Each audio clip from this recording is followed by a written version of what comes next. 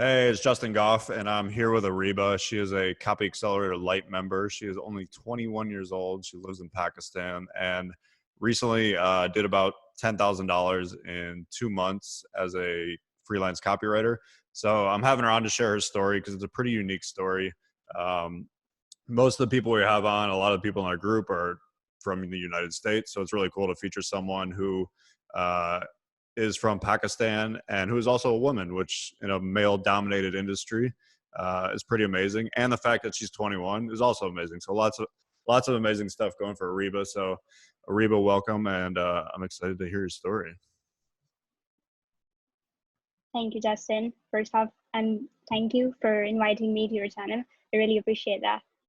Yeah, no problem. So let's kind of start with how you got into copywriting. So it's very interesting being how young you are, that you're already successful at this. You're already making money doing copywriting.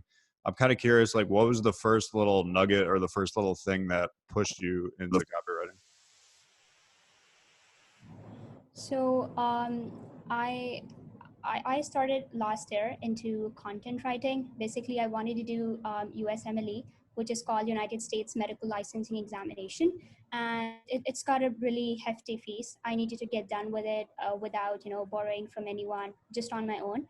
So that's when I got into content writing. Started working on Fiverr, did pretty cheap gigs from there, and then those same people who used to give me content, they started giving me copywriting job for landing pages and all that. And I had heard in Pakistan that copywriting is super hard, you can't get into it, like it's non-native, it's very difficult because you can't talk like they talk. So it was also kind of a challenge that I was like, okay, let's do it. So I wrote my first landing page and they liked it, and then after that they started sending me more copywriting stuff. And then I decided in by the end of December that I want to transition completely into copywriting. Awesome. So what's interesting to me too is that you've made pretty quick progress, because like we went over one of your pieces of copy on the Copy Accelerator call on Tuesday, and your writing looks like you've been writing for years. It's pretty impressive that you've come this far this quick. I'm kind of curious, starting out, what was kind of your process starting out? Were you just writing all the time? Were you doing kind of any kind of gig you could get and you just kept writing? How did that kind of work for you? Yeah, so I just kept writing for any kind of gig. I remember I did $10 per email, just for the sake of it, just for getting experience. And even on the days when I didn't have any gig to write for, I just used to write for different DR companies who are doing really well, like 7 to 8 figures. I just used to write sample emails for them. So the process was to write every single day. Okay. I mean, that's a huge point, because a lot of people try to skip that. It's everybody's always interested in starting out. How do I get clients? How do I make money? But the first part of that is you have to have some copy skills, and writing every day is a part of that. The only way to really get better at writing is to actually write. You can study all the copy and copy trainings you want, but if you're not actually writing, it's quite difficult to get better. But I think you're a good testament to that idea that if you actually just put in the work, if you actually write, you can get pretty damn good pretty quick. So one thing I do want to dive into is, you mentioned before the call that it took you about 7 months to make your first 10K. Now, was that all through Upwork? That was all from Fiverr. Yeah. Or sorry, Fiverr. Okay. So that was a combination of landing pages, content gigs, stuff like that. There's a combination of a lot of stuff like landing pages, content for about us pages, product descriptions, and emails, and all sort of stuff. Okay. And then when did you, I'm kind of curious, you were writing content and then you said a couple of the clients asked if you could write other stuff. Is that kind of how it transitioned to copywriting? Clients that I used to write for, and they wanted a landing page done, and they just send me the details and they were like, can you do it? And at the same time, that conversation was happening in the Pakistani community that I talked about, that copywriting is super hard, not everyone can get into this. So I accepted that job, And when I submitted the project, he really liked it, and that's how it really started. He started sending me more of the same kind of these things. And that's when I realized that I like copywriting more as compared to content writing. Right. So I'm curious, once you kind of, okay, you're like, clients are asking for this copywriting stuff. What was kind of your first thing that you looked for in terms of learn? Because you obviously didn't know a whole lot about copywriting at that point. What was, were there like Facebook groups, resources? Did you find Stefan and I? Like, I'm kind of curious, what was your first foray into figuring that stuff out? So first thing that I did was literally I googled how to write a landing page, and I landed on a Neil Patel blog, and he had all the steps. So I went through that, and once I was done with that, I then joined a bunch of different groups like Cult of Copy and your Justin and Stephen Talk Copy, and that's how I started learning more about it. Awesome. So I know you attended our virtual Copy Accelerator event back in September. Um, there was a bunch of people. One of the things that was really cool with doing the virtual event is a lot of the people from all over the world that would normally not travel and attend the events attended it, and you were one of them. I'm kind of curious for you in terms of being someone who is really new at copy and then being around that many good copywriters and offer owners and business owners. Was that, what kind of experience was that like to you in terms of, did it kind of change the way you saw copywriting? Did it change the way you saw kind of your potential? Definitely. So when when there was the first day of Copy Accelerator event, it was kind of intimidating because everyone was at such a higher level as compared to me, and then there were 7-figure and 8-figure business owners, and I was I wasn't that advanced at that level, so it was kind of intimidating. But there was then you and Stefan, and you guys were very welcoming, and even all the business owners and all the other freelancers who were like who have been doing this for 4 to 5 years, they were very helpful. So it was a very good experience for me, and it opened like a world of endless opportunities, I would say. I know many people say this, but I really mean it. It did for me. Awesome. That's great to hear. I'm kind of curious too, as like you're kind of an anomaly in the copywriting world. You're very young. You're also a woman, and this industry is like 90% men. So I'm curious, did you have a lot of hesitation and self-doubt and kind of worried, like, do I actually kind of belong here when it comes to that? Yeah, I did because there is this kind of thing like bro code. Like even if it's a new upcoming copywriter, and if it's a male, people do tend to, old male copywriters would support that male as compared to the female who is at that same level. So it was kind of a bit intimidating, but then I thankfully I got into the right groups. Like I got into Copy Accelerator, where this kind of thing is not that prevalent. So it helped me then. Right. Yeah, I mean, I think for a lot of women, it is there. Even though there are very successful female copywriters, Yeah. many of whom are true A-listers making great money. Um, it is something that's kind of dawned on me lately because, like I said, usually at our events it's all dudes, and we always had mostly male speakers because that just happens to be who are the top offer owners, the top copywriters. Like 80 to 90% of them are men. But this last one, we made a pretty big effort to feature more women. And I think it really helped because it definitely brought a lot more women to the event. It showed them kind of what was possible to see someone like Carlene or Marcella, who are true kind of A-list copywriters at the top of their game, just crushing it. And to me, seeing that, it's very easy as a guy to just think, oh yeah, of course you could do that. But to see kind of the feedback we got from a lot of the women who are like, it's super inspiring to see other women who are doing what I want to do. I'm kind of curious. Did you get a similar feeling with that? Yeah, I did. Even in the Copy Accelerator group, it's filled with male, right? You just see that it's male after male after male after male. But I noticed that after the event, we had like a significant number of females that joined the Copy Accelerator mastermind, and it definitely brought a sense of warmth to that group. So that was really, you could say, a positive change that I noticed. Yeah, I agree. It's definitely changed the vibe, definitely changed the group in a lot of ways, for the better, for sure. Um, so one thing I want to talk about, I'm really curious, with you mentioned a little bit with kind of you were worried about not being able to speak the language as well as kind of like a lot of copywriters in the US. Um, I'm kind of curious. Have you run into any issues with that? Because to me, I mean, I think your English is great. I don't see any. You talk just like we talk, so I don't really see any issues with it. But I'm curious. Have you run into any issues? And if you have, like, what have you done to kind of work on that? So I did run in with some issues back in May when I hired my first copy coach. He taught me a lot on the English side of the things. Like there are very, you could say, very subtle things that you do need to change that gives out that if it's written by a native speaker, it's written by a non-native speaker. So that helped me iron out all the kinks that I had in my English.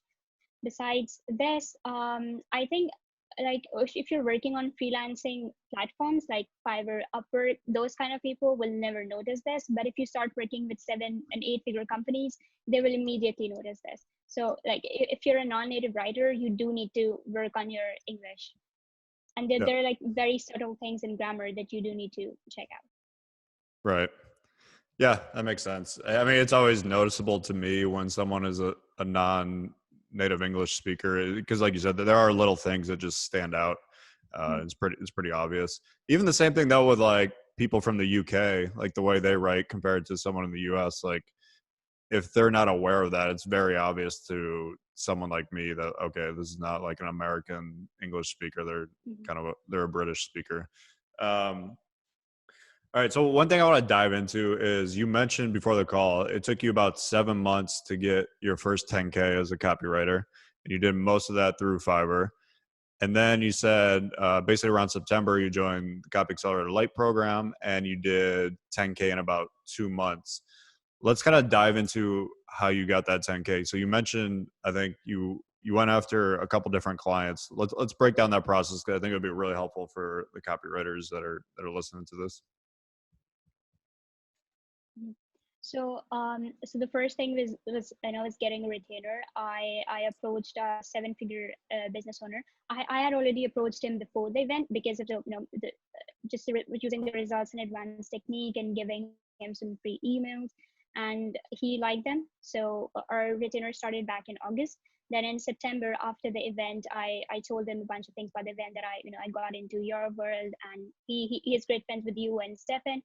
So at that point, then my position in his company was permanent. Like I became their head of copy.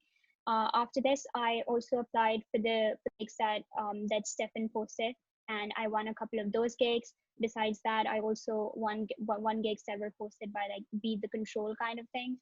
So that really paid well, and most of it was from the opportunities that were posted in the group.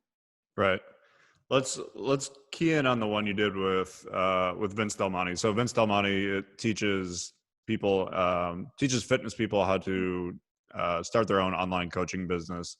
Vince has been around this. I've known Vince for I don't know 10 or 15 years. We've known each other for a while. So you reached out to Vince, basically a cold email. He has no idea who you are. And you basically did the kind of done for you results in advance and wrote him some emails that he could test to his list, correct? Yeah. And so this is a technique that both Stefan and I have taught. I actually started teaching it because a copywriter did it to me, and I was so impressed with it that I was like, "Oh shit, this this is a smart way to get clients." So let's break that down a little bit more for the copywriters listening, because most copywriters are always looking for new clients. So you basically did you get on Vince's list to kind of see the type of emails he was sending?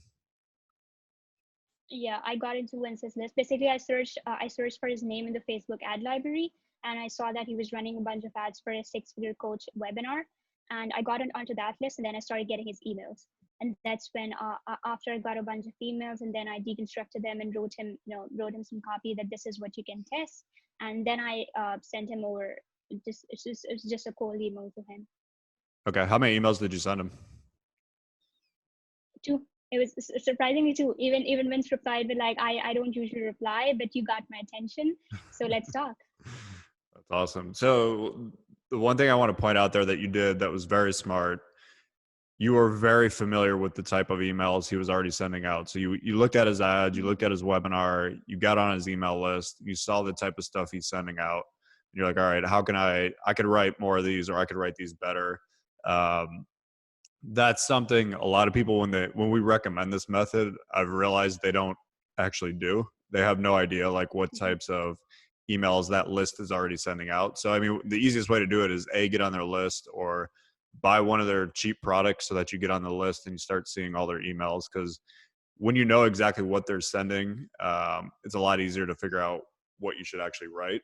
So yeah, that was really, really smart. Because yeah, if you wrote, even if you wrote decent emails, but they weren't in his voice and they weren't anything like the other ones he normally sends, you're probably not going to land that copywriting gig. Definitely, the voice is a big thing. And I've seen several copywriters, like when they're writing for, you could say, experts or coaches or consultants, they all of them have got a distinct voice. So you do need to get on their list and see how they interact with their audience, and then follow that. Yep, I agree. So you got your kind of first gig with Vince, and then after the event, let's kind of dive into that. So you followed up with him and basically said, here's like 3 more things I think I could do to help you. Is that kind of how it went? So I was, I was doing a trial month for him back in August, and then after the event in September, we talked more about, what are the potential opportunities for me on his team, and then we ironed out all the details, all the stuff that he would need it done, and then I became his head of copy and took over that position permanently. Nice. So now what is kind of your responsibility in terms of writing copy for him now? So now it's the general responsibility of, setting the whole promotion calendar for the month and for the upcoming months, and then making sure that all the landing pages are written on time and they're sent to Wins for at least 1 week in advance for review. Because obviously there are some things that he would need to add for his voice. That is always the thing if you're working with any expert or any coach who has its distinct personality. Besides this, the daily tasks include writing daily emails, and then sending them out, analyzing the data, and then inputting that and making sure that we are leveraging our time the best way that we can do to generate more income from email list as well as from the cold traffic. Okay, so yeah, I wasn't aware that so you're writing his daily emails now as well, correct? Yeah. Yeah. Awesome. I've actually read a few of them. They were pretty good. Nice job. Um, Thank you. it was cool to know that you were the one writing it. Have you found it hard at all to write, being a woman, write as a man? Kind of, but it wasn't that difficult, because Wentz is not that on the extreme. He's a very neutral personality, and it's very easy to write for him because he makes a lot of content on YouTube, on Instagram. So I just go through all that content and, take out the keywords that he uses, and then I use them in writing copy. So that kind of things just make sure that the thing is being written in his voice. That's very smart. That's actually a really, really smart idea. Most copywriters would not do that, and thus they would not be able to nail the voice. But the fact that you're kind of like studying exactly what he's saying in his videos and what he's saying on YouTube and what he's saying in his content, yeah, that's super smart way to do it. So I'm curious now, like you're with Vince. This is a kind of contract, month to month kind of gig, or retainer gig, correct? Yeah. Yeah. Awesome. And are there other copywriters there that you're kind of managing, or is it you? It's just me right now. Okay, cool.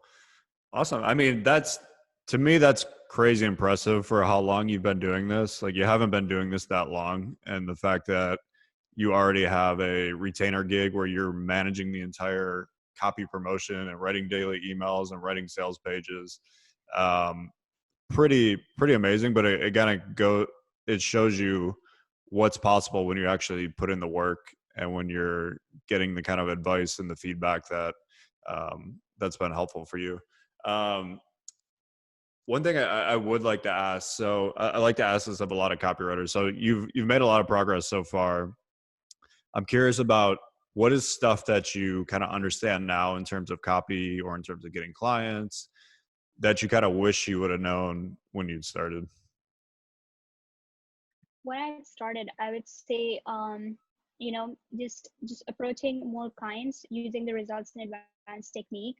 This is a thing that more copywriters should be doing early on in their careers, and just joining, networking with other copywriters and business owners is a really great way to get a. Right. You cut out there for a second, but I kind of got it. Yeah, I agree. I mean, if you're trying to do it, that's the one thing. If you're trying to do it on your own as like a lone wolf in the beginning, it's very hard and you feel very Mhm. lost. It's one of the reasons, like you said, getting that network around you and starting to know other copywriters, knowing other offer owners, like that's how jobs pop up, and that's how you really, because you want to be going towards the same kind of goal with other people that are trying to do the same thing. Um, so yeah, I think that's really powerful. One question I'm really curious to ask you. So you've made it, you've done really damn well so far. You seem to be someone who has probably big plans and big ideas for yourself. I'm kind of curious, what does the next 6 months, next 12 months look like for Areeba?